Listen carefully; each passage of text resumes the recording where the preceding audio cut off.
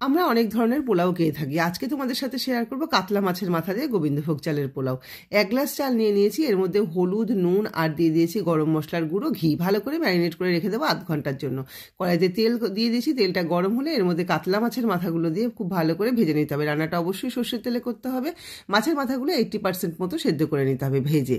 এরপরে কড়াইতে যে তেল ছিল তার সাথে কিছুটা তেল অ্যাড করে এর মধ্যে গোটা গরম মশলা ফোড়ন দিয়ে দিলাম একটা বড় সাইজের পেঁয়াজ। পেঁয়াজটা যেই ভাজা ভাজা হয়ে যাবে ম্যারিনেট করা চালটা আমি দিয়ে দিলাম।